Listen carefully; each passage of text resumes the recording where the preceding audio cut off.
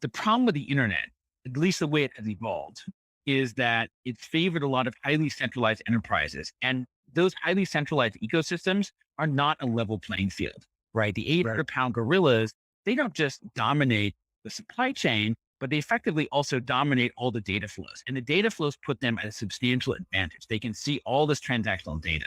Yep. On a blockchain, we can have, with blockchain privacy technology, you can have integration across silos without creating an unlevel playing field, without substantially advantaging one particular party by putting them as the hub of all that information flow. And I believe that this is one of the key things that will ultimately drive adoption as it gets easier is instead of having to have an argument over, well, how about you join my portal? Because I don't want to join your portal. We can just say we can all meet on neutral territory, which is this blockchain ecosystem. And I know I can examine the code of the system and know in a provable way that I am being treated fairly and my data is being protected. And we are just sharing what we need to share.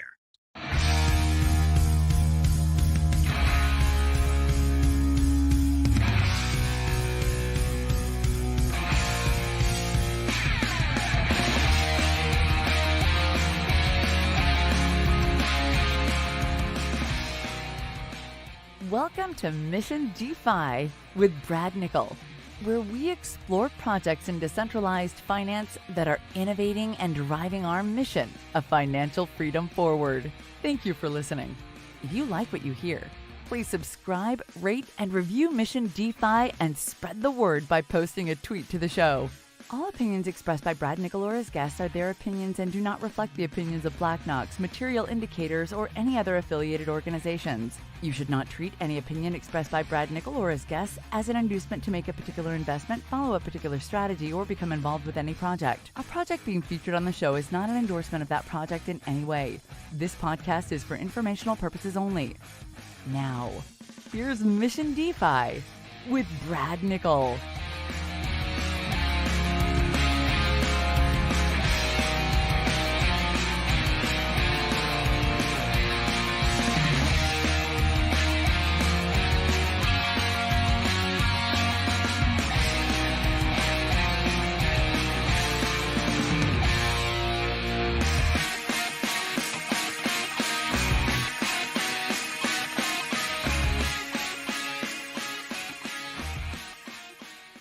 I am excited today to have Paul Brody with EY, and Paul is global blockchain leader for that rather large organization. And I'm just glad that an organization like that has a global blockchain leader, and that's exciting to me that they're putting so much work and investment and effort into it. I connected with Paul because I saw their announcement about their partnership between Polygon and EY providing some cool technology to them. And we'll get into that a little bit later. But Paul, welcome. If you could kind of quickly give us your background and when you transitioned into global blockchain leader and how that happened for you and all that good stuff, if you don't mind.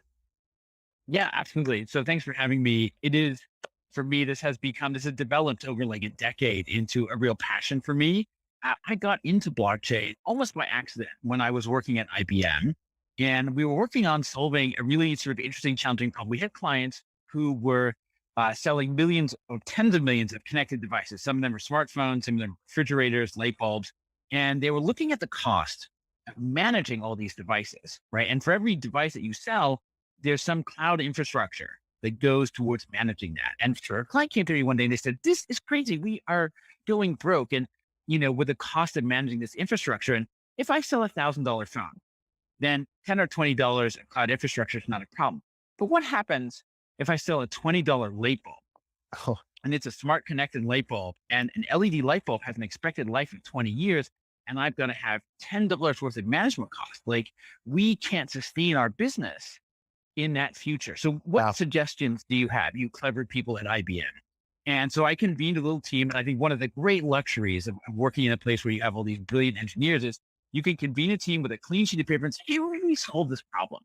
And one of the questions that I asked was, these devices are smart. They are really smart. So why is it that we need cloud infrastructure to manage these smart devices? Why can't they manage themselves? Wow. And the answer is they can and they should. And we looked at a bunch of different things because distributed computing, decentralized computing is not a new idea. But we settled on blockchain. And in particular, we settled on this strange guy named Vitalik Buterin, who had an alpha version of something called Ethereum. We settled on this and we started working with Vitalik because what we realized was kind of interesting. There are lots of different decentralized or distributed computing infrastructures out there. But the cool thing about blockchain is it comes with this built-in infrastructure of accounts and payment. And it was very funny. We said to ourselves, we don't know exactly how the world is going to monetize the Internet of Things, but we want to use a system that's ready for payments and infrastructure. And once you get into that and you realize like how transformational it is, that was like the tip of the iceberg, the beginning of the slippery slope. And, a year later, it's like, I want to do really nothing but blockchain. And at that time, IBM just wasn't that into it. It's admitting like about a year, 6 months to a year after I left, they sort of completely changed their view. But at the time, they were not excited. And interestingly, EY, which is a very old school, like audit driven firm, they were quite excited about this and they were taking it very seriously because they had audit clients who were starting to hold meaningful amounts of blockchain based assets. And they realized we've got to understand this technology. Nice. That's awesome. And so you made the jump to EY, and when you came in, were they already kind of actively working on projects around accounting and kind of their traditional product line, service line? So yeah, so when I got here, EY was already doing financial statement audits. They were already thinking about how do you value digital assets.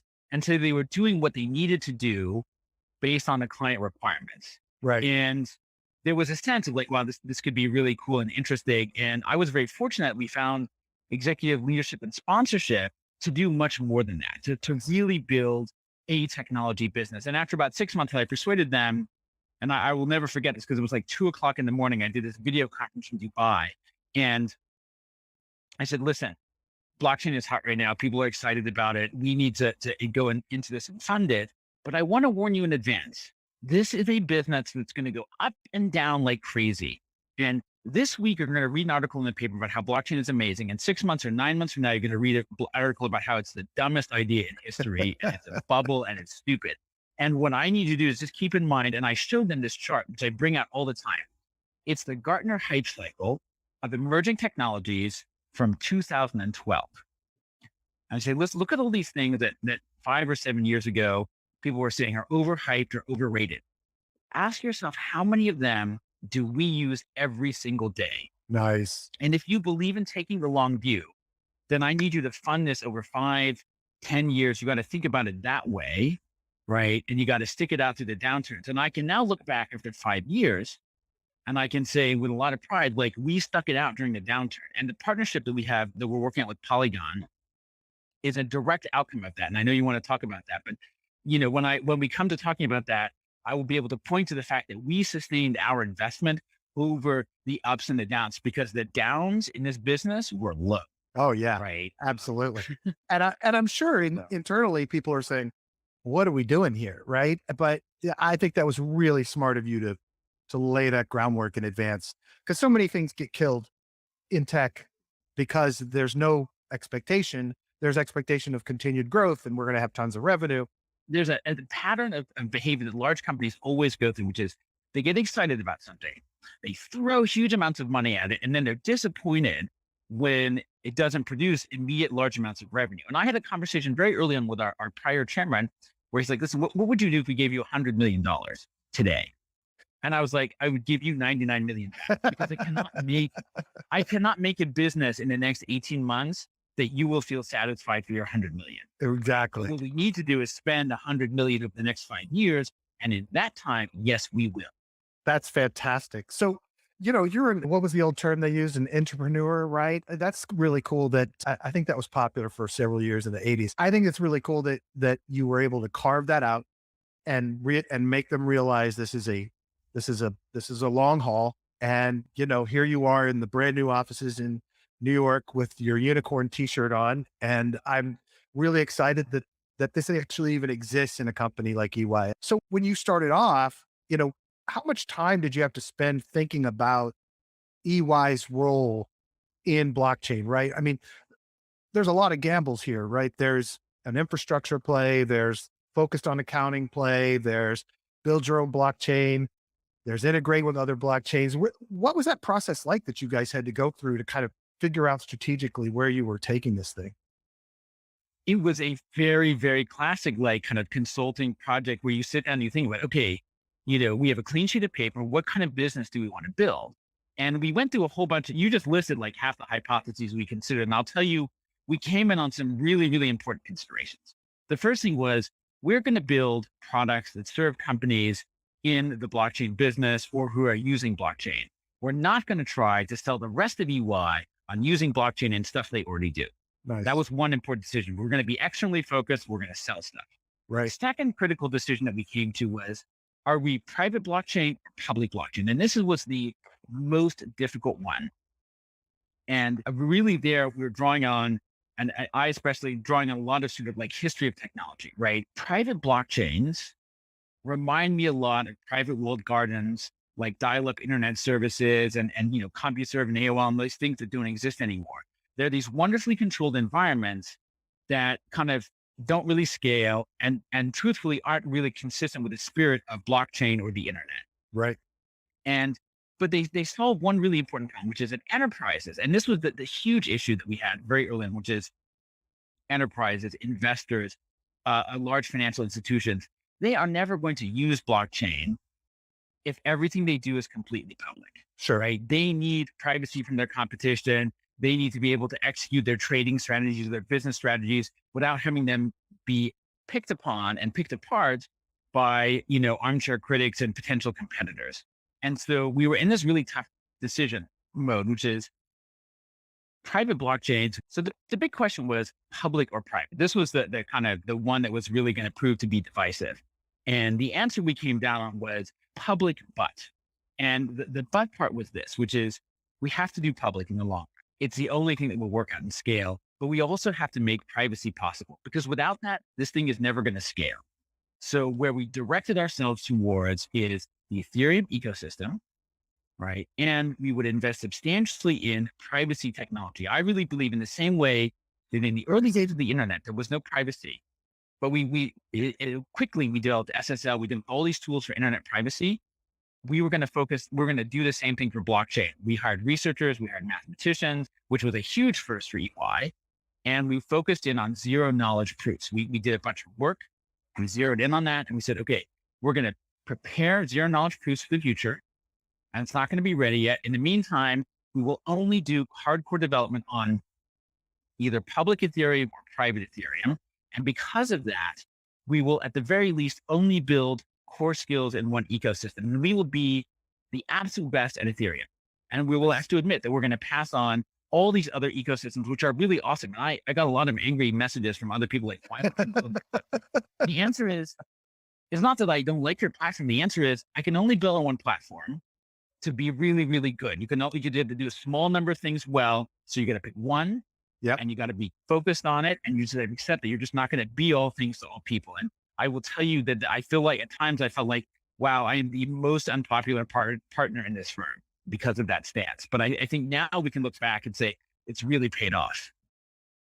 Yeah. And look, that's a big bet, right? I mean, I love the bet and I love the play. And I think that's the kind of bet you have to make if you're going to lead a business, which you're doing. And I think it's smart, right? It's obviously Ethereum was leading in programmable blockchains at the time, but still you knew more was coming and you knew there was a lot of risk there. So I love that play. I love that gamble. The other really cool thing I like about this, I'm going to just state the obvious like a sportscaster here, is the beauty of it is this, right? This world is immediately skeptical of, hey, EY is getting into blockchain, right? I mean, everyone's paranoid and worried about big corporations, et cetera. The beauty of it is you're actually developing technologies to protect the privacy of average users and your clients. And so you've got a platform coming out that it's impossible for them, for the ecosystem to argue with, unless it's on a technical matter, right? So that makes everyone comfortable with what you're developing. At the same time, it makes your potential clients comfortable with it. That's great. And one of the great leaps that the partners here have made, and I always have to talk about the partners because we're a partnership and I'm literally spending the money of my fellow partners. One of the great leaps that we made was this decision to take our privacy technology and donate it into the public domain, right? That's a huge step, right? People are like, Yeah. you're going to give millions of dollars of research. You're just going to give it away. And I'm like, yes. And trust me, this will be the way that we build credibility. This is the way we drive adoption. You make it simple. You make it easy. There's no strings attached. That's just a beautiful story. So why don't we go ahead? I've got some other questions I'll come back to, but so we're on this topic. Let's talk about Nightfall. Let's talk about the platform you guys have built, and then we'll go back into other products and some other things I wanted to ask you about. Can you tell us give us the overview of what it is, how it benefits people, how projects could use it versus consumers or users, that kind of thing? So we have kind of two fundamental aspirations, which is we want privacy enabled the maximum level that's possible kind of under the law. We want to enable for both assets and transfers as well as business logic. And the story I always tell is this, right? Every business agreement, whether it's an individual transaction, whether it's a business transaction, whether it's a financial transaction, it basically boils down to I have money, you have stuff, and we are exchanging those under an agreement. And if we want our privacy protected, I need to make sure that the money and the stuff are not public, Right. and that the business rules, right? 6 widgets for $10, that's also not public. So we ended up building sort of two projects. The first is called Nightfall. And Nightfall was the first one we did, and it allowed us to build private transactions, right? Just make the asset private and the transfer private. And that was the first one we did, was called Nightfall. And then the second one we started a little bit later, and we're still working on, is something called Starlight. And Starlight will allow us to do private business logic as well. And Nightfall was done first. We've been iterating and improving upon that, and we opened it up to the community and basically made it public domain. And what's fantastic about Nightfall is that after several rounds of iteration, it's really good. In fact, we think it's pretty much best in class for a zero knowledge proof. It's an optimistic zero knowledge rollup with privacy. Pretty much every other kind of ZK rollup is a non-privacy rollup. This is an optimistic rollup with privacy that pretty much has best in class transaction costs.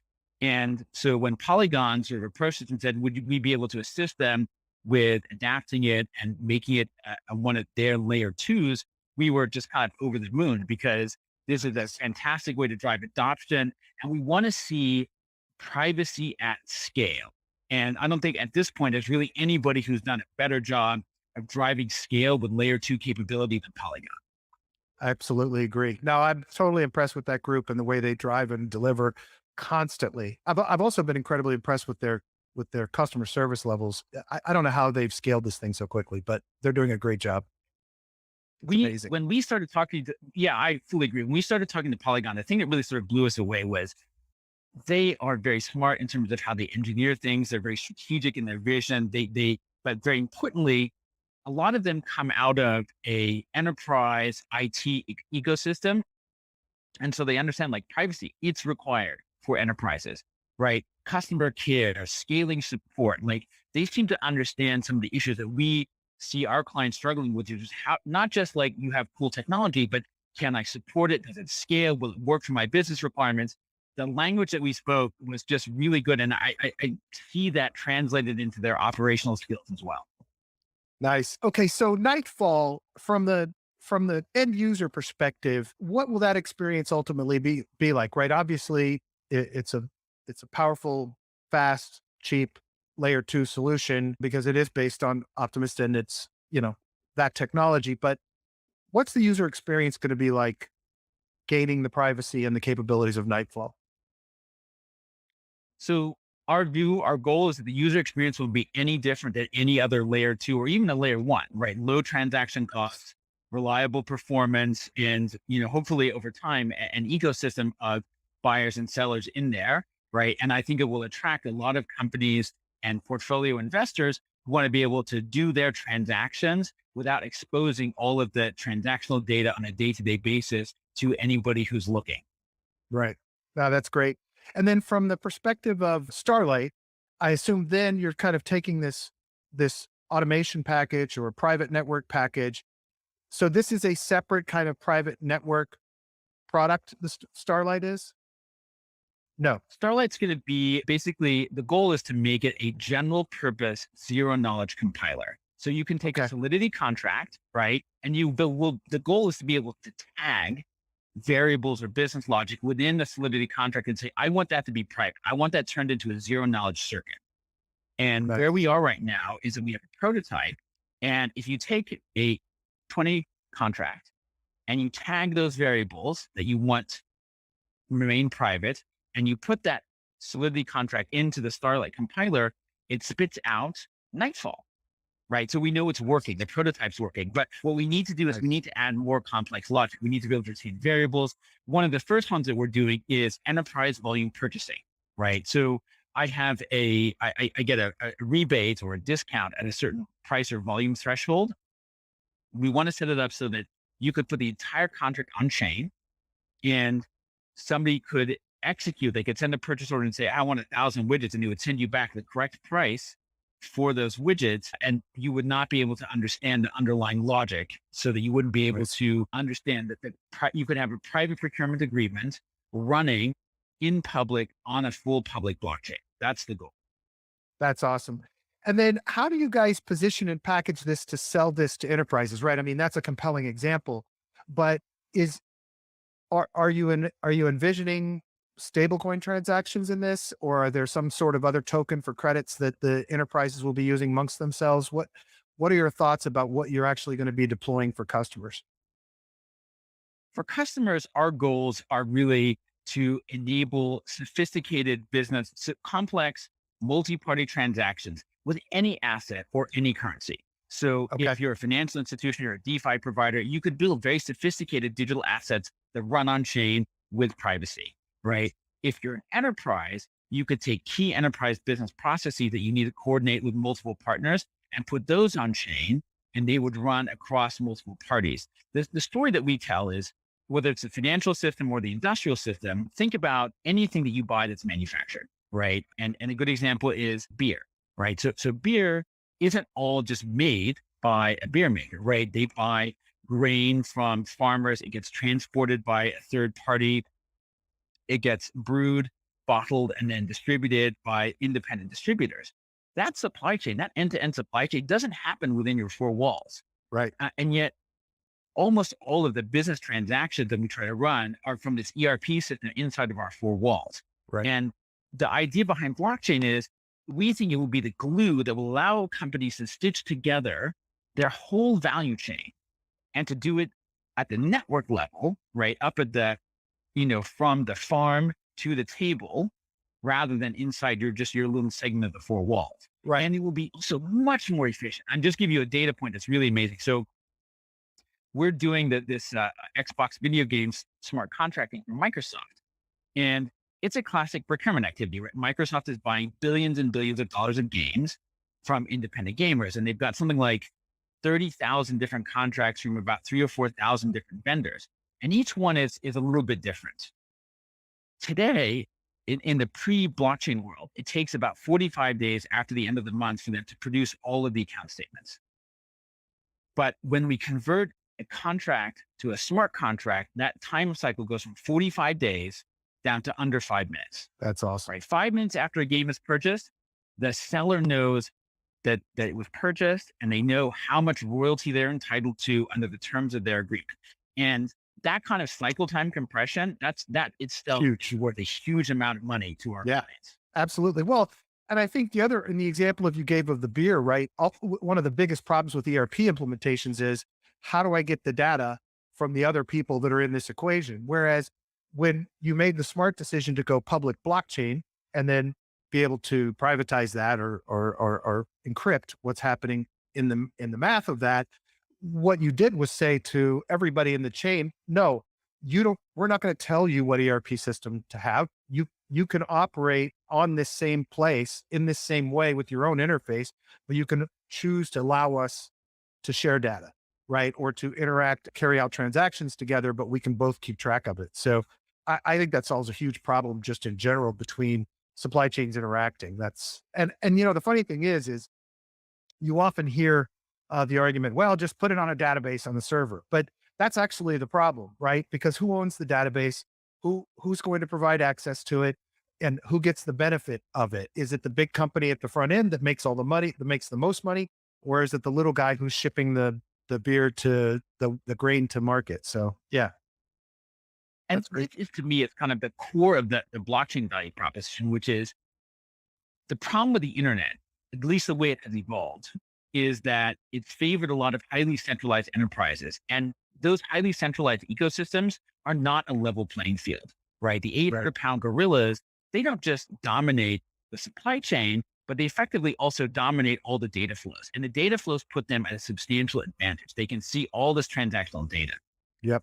On a blockchain, we can have, with blockchain privacy technology, you can have integration across silos without creating an unlevel playing field, without substantially advantaging one particular party by putting them as the hub of all that information flow. And I believe that this is one of the key things that will ultimately drive adoption as it gets easier is instead of having to have an argument over, well, how about you join my portal? Because I don't want to join your portal. We can just say we can all meet on neutral territory, right? Which is this blockchain ecosystem. And I know I can examine the code of the system and know in a provable way that I am being treated fairly and my data is being protected. And we are just sharing what we need to share.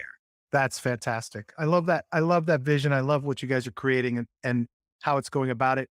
Is EY's revenue model primarily services oriented? In other words, consultancy, telling them, helping them get on board to blockchain, but then also, but in-house, are you guys also developing for clients as well?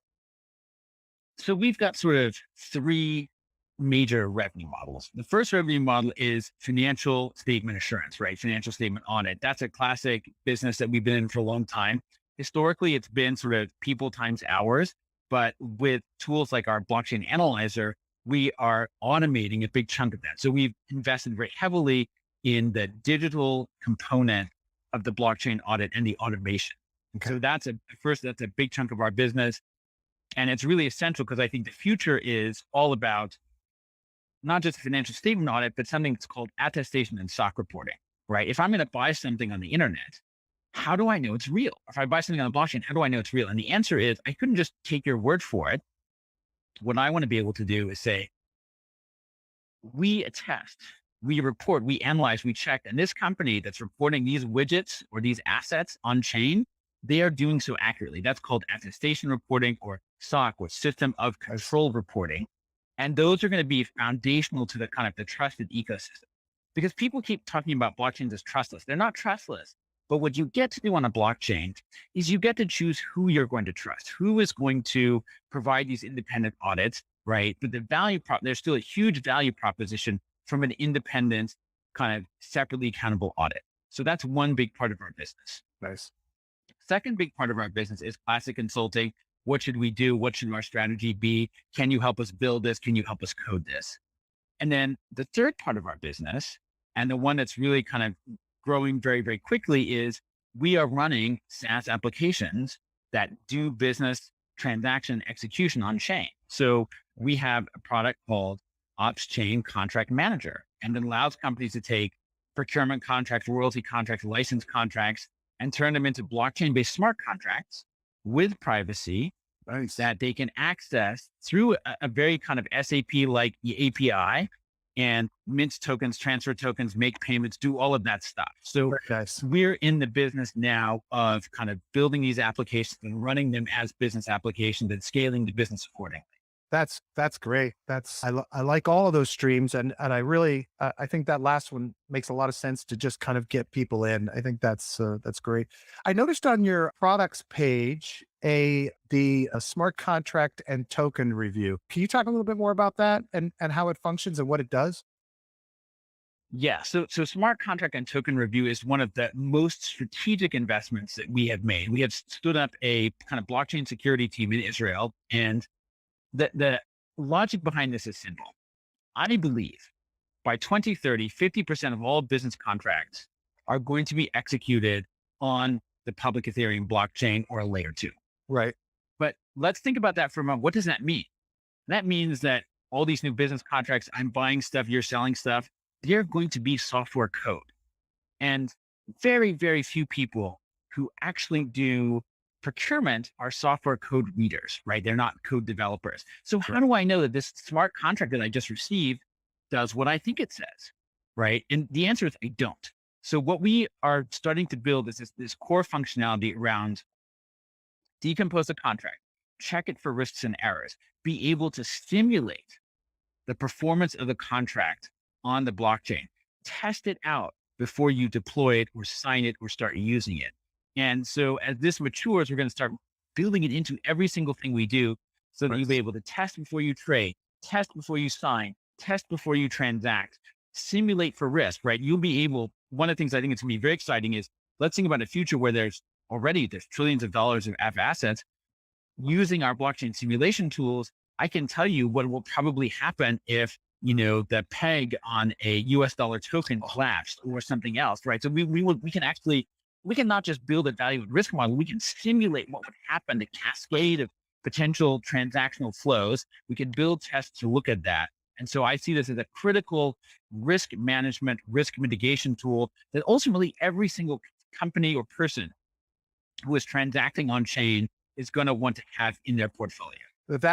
That's phenomenal. I did an interview with a firm called DeFi Safety, and I said to them, I said, "Are you aware of, or are you guys thinking about building something that actually look? I mean, half of the losses, I don't know, I'm making up a number, but a large part of the losses that happen in DeFi are just they're not hacks. They're actually people taking advantage of bad models or natural human psychology causing a bank run or whatever on a particular protocol." I said, if somebody had a system that would actually analyze for the potential things that could happen around a given smart contract, that would be incredibly valuable to the ecosystem. So is that a product that people would be able to pay a monthly fee for to utilize? How's that work? Yeah. So right now you can sort of access the initial version for free. I think there's a new version that's coming very soon that I think we probably will also make kind of at least at some very simple level free. And it's still in its early stages. But yeah, the goal is start building this catalog of customized tests, to start building the catalog of standard tests, to start maturing kind of the whole testing and risk management infrastructure. But it's a big long-term bet. And you'll see this product mature quite a bit. It's just that we're in the first couple of iterations. But this is really valuable because I think ultimately everything you do, you'll want to test beforehand. And one of the funny things I talk to my clients about is like DeFi is a really good industry example. Incredibly sophisticated financial concepts being deployed with zero testing, right? No security planning, nothing. It's like a bizarre combination of incredible sophistication with shocking naivete. Yeah. What we want to try to do is kind of, listen, we can't guarantee or ever promise you that there won't be risk, but we can help you at least avoid some of the really dumb, obvious mistakes that have already been made by a bunch of other folks. Right? Yeah. That's a good starting point, and it should be able to get better from there.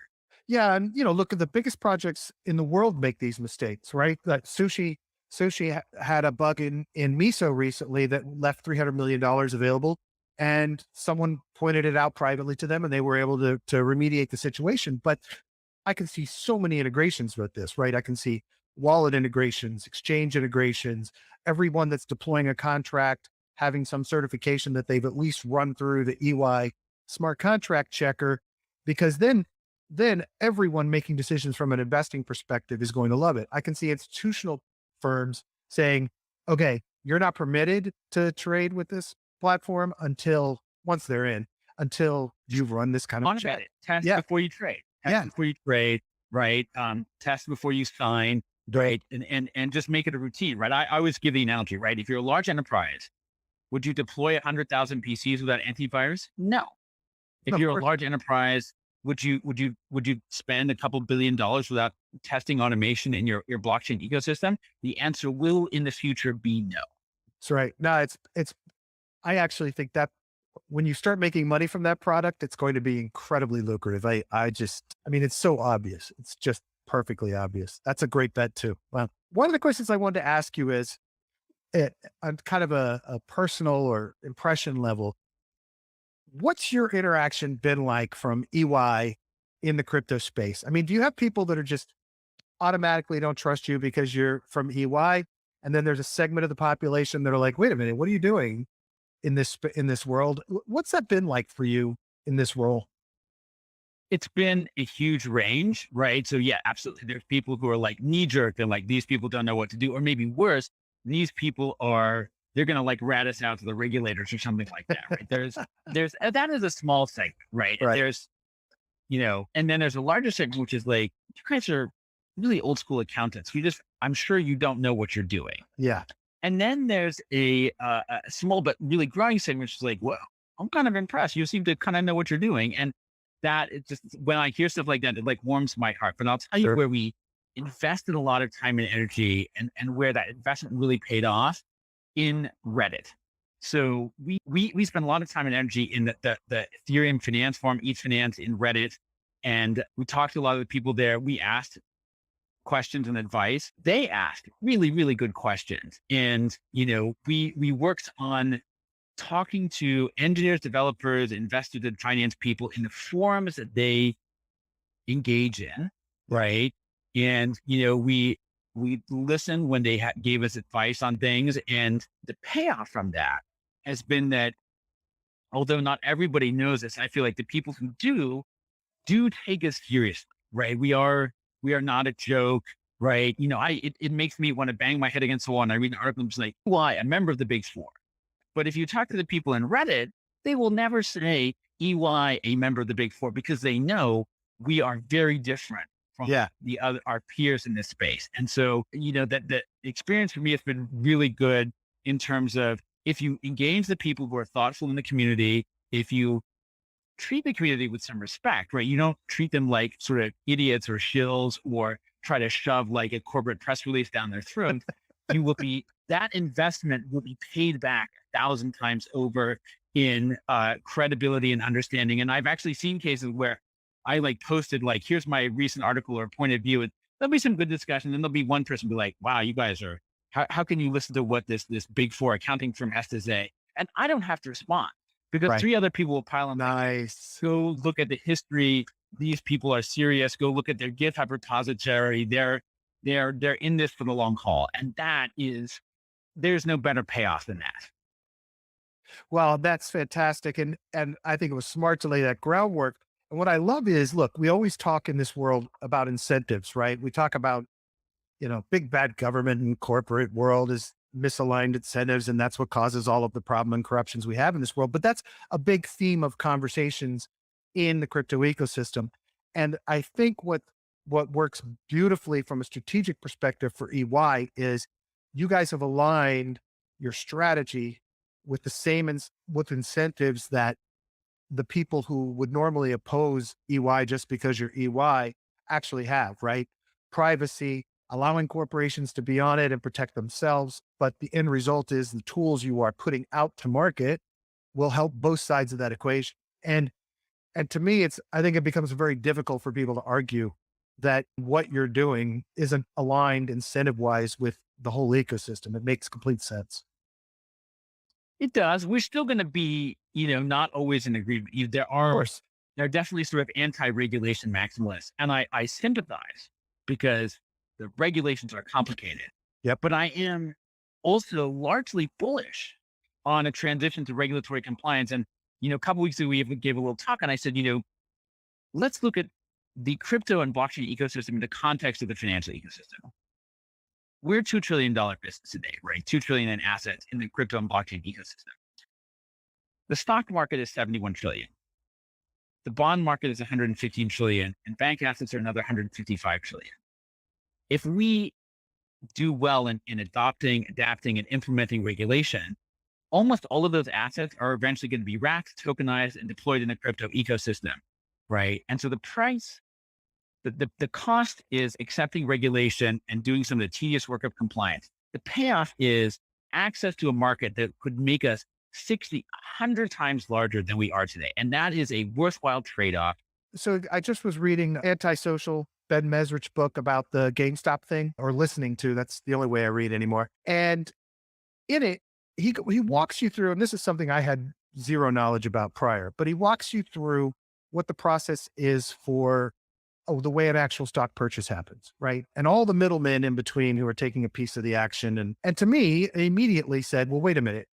If these stock certificates were happening on the blockchain, all of those problems go away. But of course, at the same time, all of the people in the middle of those transactions go away as well, right?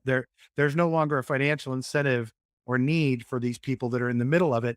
And I guess the question becomes for me on a big picture regulatory thing is, do we get the regulations that we think are necessary that also get rid of the excess baggage we have in our systems now because blockchain solves some of those problems? And I'm just curious if that's what your thoughts are on that. So I'm broadly optimistic, but the fact is that regulations, in order to be evenly and fairly applied, can be a little bit of a blunt tool. Yep. So on the one hand, there's lots of statistical and evidence and academic studies that show that day traders and sort of meme traders in the long run really don't make a lot of money. And Yep. a significant number of them lose a huge amount of money and maybe money that they can't afford to lose. So this accredited investor rules are there to protect those folks. Because truth be told, we know this, you know this, I know this. If you understand blockchain, you also understand that many of the people buying these assets don't really understand them. It's true. But, and in fairness, people should have the freedom to make their choices. And there's a challenge here, which is you shouldn't be able to bet your whole financial net worth, but you should be able to speculate a small amount of money if you want to. And I don't know exactly how that works, but I do know that sort of generally speaking, regulation is always going to be a somewhat imperfect process. And that's going to be kind of frustrating. And there's legitimate, reasonable discussion around exceptions to that, which I think are worth having. On the topic of all the intermediaries that we're going to lose, I come back to the analogy of travel agents, right? If your job as a travel agent was just to print the ticket, yes, you are out of business. But if your job as a travel agent was to be a visionary travel planner, somebody who creates amazing vacations, you are still in business. And that's what we want. We want financial planners, smart advisors, people who make your retirement possible. Those people are never going to be out of business. But if your job is to just process a transaction and move it on, that's not a huge loss. Are there other things we should know about what you guys are building, doing, planning at EY that we haven't covered today? We talked about kind of this transition to Starlight and Nightfall and this future path. I think ultimately, I think a lot about how blockchain, we're starting to spend a lot of time thinking about how blockchain fits with the broader set of social responsibilities. One of the reasons that I was attracted to blockchain in the first place was I thought like, wow, this has this amazing potential to create a much fairer ecosystem for commercial transactions.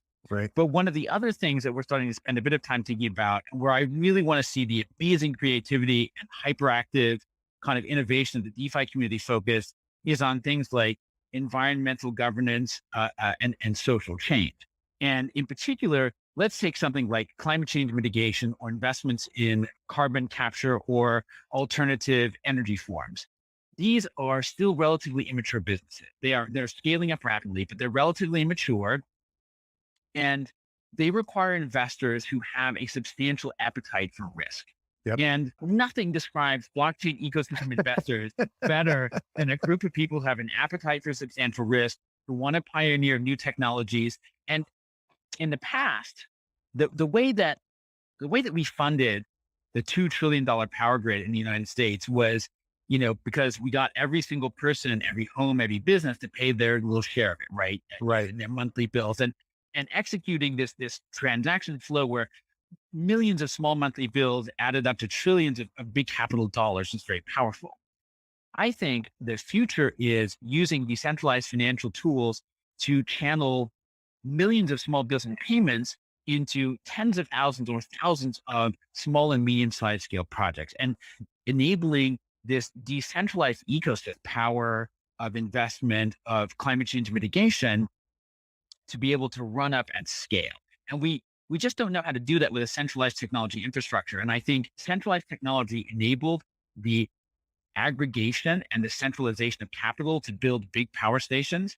Decentralized finance should enable the aggregation and distribution of large quantities of funding out to large numbers of smaller investments. So we will have a new technology kind of model for a new investment model that will need to scale up. And so I am working hard on thinking about how do we kind of use this blockchain technology to enable a faster scaling of some of these technologies and services that really matter in terms of like climate change and social justice. I think I think uh, I've thought a lot about kind of some of those same kinds of issues about how to aggregate across people who are doing really cool experimental stuff on climate change, et cetera, and getting the funds out to the field. So I definitely can see a path there. And the cool thing about it is if you can aggregate out those investments out to multiple places, then you also have the potential to reduce risk while increasing the opportunity for success financially and success on the goals and the missions of that. I'm glad to hear you're thinking about that and working through that. Are you guys doing much in terms of looking at DeFi as something you're going to be involved in? Or is that, and that from like, say, institutional traders thinking about it, whatever, is that something that comes up for you guys? Or are you really kind of sticking to these? I mean, I know the things you do impact that, but specifically. Yeah, so we are actually doing a lot of DeFi work. What we can do in DeFi is a little bit limited by the fact that we're a regulated entity and we have specific responsibilities, especially for like the public company accounting oversight board. So Sure. there are limitations on what we're allowed to do, but where we are allowed to do things, we're investing very heavily. We're actually doing a lot of client work. What I foresee is that most of our major clients over the next 10 years are going to want to do a couple of important things. Number one, really three things. Number one, they're going to want to offer crypto assets and DeFi services to their traditional transaction centric banking customers, right? You're going to open up your online bank account and you're going to see dollars and treasury bonds and ETH and you're going to be able to click a couple of buttons and move your money. So the first thing is access to the ecosystem, right? The financial ecosystem in the blockchain. Secondly, these existing financial companies are sitting on trillions and trillions of dollar assets that can be wrapped, tokenized, and deployed into the DeFi ecosystem. Treasury bonds, stocks, real estate, loans, you name it. These are going to be tokenized, wrapped, and deployed. And we are doing multiple projects for clients. We're building them tokenization tools, financial management tools, risk management tools, all kinds of pieces that they can use in their deployment process, not to mention all the tools around audit and risk management that we have to do if we're going to do financial statement audits. And then finally, I really believe we're going to see this kind of convergence, right? What I always tell people is like, when you buy a stock, do you know or care?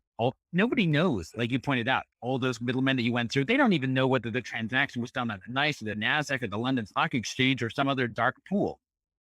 You don't know. And in the future, when you buy ETH, or you buy a blockchain transaction, you do a blockchain transaction, you won't know. Somebody gives you an address, say, I need to pay this bill. They might give you an email address. They might give you a blockchain address. They might give you a post office box. You don't care how it gets done as long as it gets done. And, success, the end state of success, one of the stories I tell like internally is if we are wildly successful, we will become completely invisible. Nobody says to themselves, how does HTTPS work? It just works. We don't care. We don't spend any time thinking about it. That's where I want us to eventually get. I ask everybody on the show, what are people or projects in the crypto DeFi ecosystem that you find inspirational or you think are really doing amazing work and may or may not be known to the rest of us? So obviously, I'm really blown away with Polygon, and not just Polygon. A year ago, people were like, "Hey, can blockchain scale?" And the answer is, "Oh, yes, it can." Right, and not just a little bit, right? But today, we can look across half a dozen layer twos that are massively scalable, deeply anchored in the Ethereum ecosystem. I personally think the era of kind of ETH killer is over. So that's one key thing.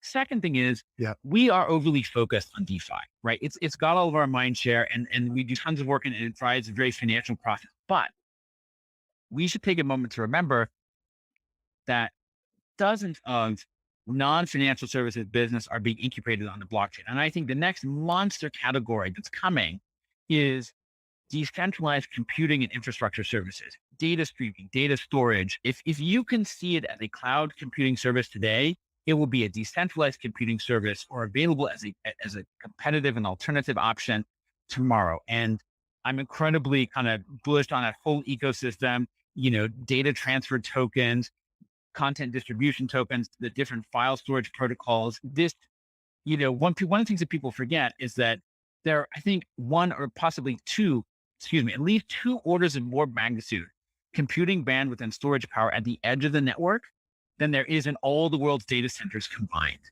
right? And today, the vast majority of that sits idle and unused.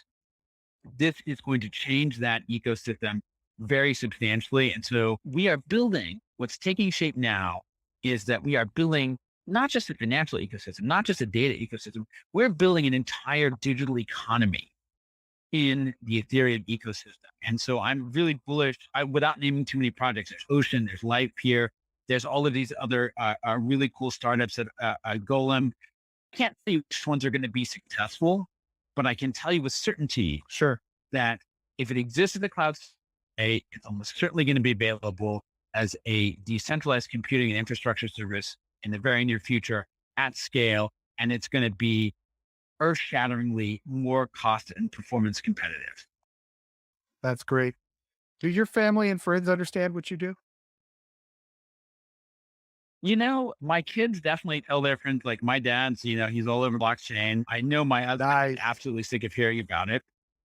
My mother, this is a very funny story. My mother was a mainframe software developer in the 1960s and 70s. And I explained blockchain to her and I explained like transaction, what we're doing. And she looks at me, she's like, so let me see if I've understood this.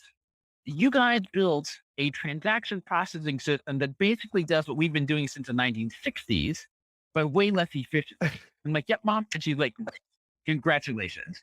And she's got a very dry sense of humor, but it is very funny in some ways to realize like that historical perspective, like for all the progress that we think we are making, sometimes, somebody like my mother who's 81 will come and like, she'll puncture your bubble. She'll be like, yeah, we were doing that like 1955.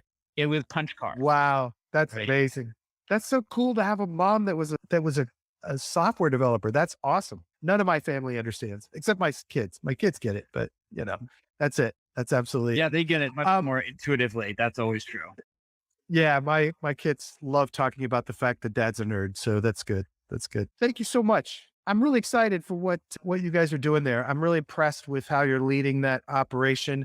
How should people reach out to you? If people are looking for a gig, are you guys hiring? We are hiring in San Francisco, New York, London, Tel Aviv, Trivandrum, India. Just send me a note, paul.brody@ey.com, and or follow me on Twitter. I'm at P.Brody. And we love to hear from people. I'll admit I'm a little slow sometimes on the email, but I do get to almost all of them.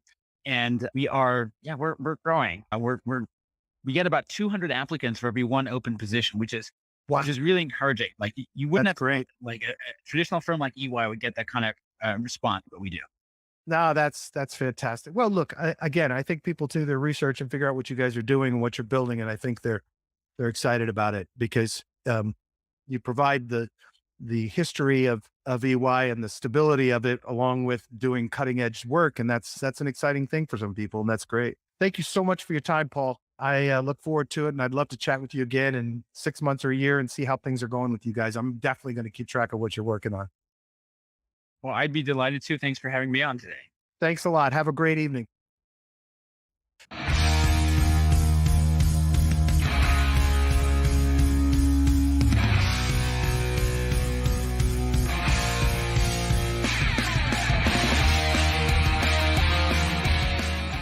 Navigating this world of blockchain isn't easy to do for large organizations that want to be taken seriously. And I think Paul Brody and the team at EY are doing an amazing job being not only important for the world that they can reach that many of us cannot, to bring them into crypto and DeFi, but also that they are doing it the right way. That they are contributing tools that not only will help them gain new clients and new revenue streams, but will also help all of us be safer and do better in crypto. That's not an easy needle to thread, and I'm thoroughly impressed with what EY is doing so far in this space. I look forward to having them back on and talking further. If you enjoyed this episode, please rate, review, subscribe, tweet about it. Please help us spread the word of financial freedom. Thanks for listening.